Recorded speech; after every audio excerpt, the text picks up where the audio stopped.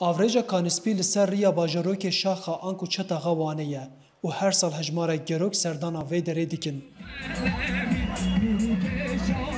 Herî taybetmendiya wê ya balkêş ew e ku ava Kanîspî di demsala buharê da derdibe û di demsala payîzê da jî çik dibe.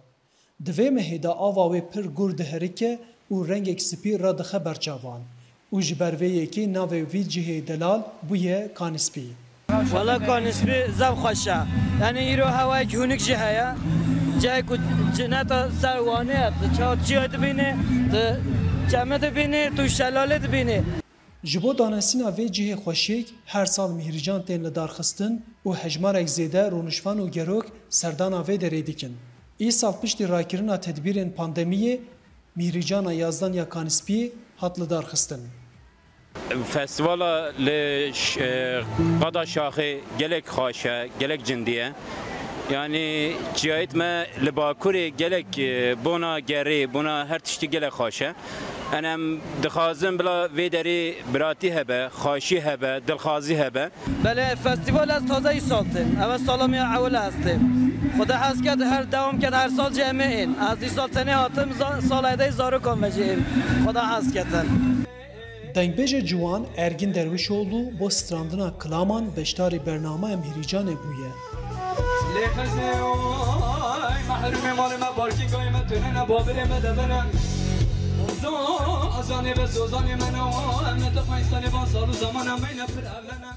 Ew bi kilamên navdariyên dengbêjan li gel goregura ava Kanîspî pêşwaziya rûnişvan û gerokan kir.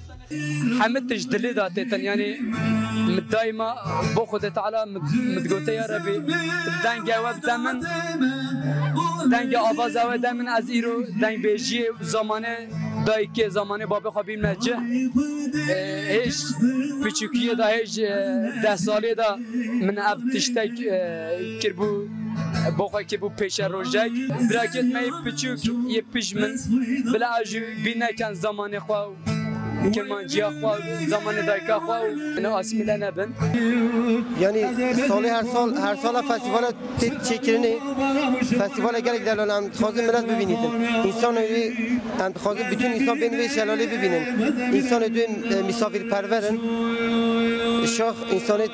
شاخ مسافر پرورن هر زمان که خواهیم ملت ببینید Ava Kanîspiyê di herike ser çemê Botan û ew jî digihe navçemê Dicle û Rihde de geliyê Şaxê û Herêmê. Eger rojekê riya we bikeve aliyê bajarê Wanê, xwe ji vê delaliyê bêpar nehêlin. Arif Aslan, Dengê Amerîka, Wan.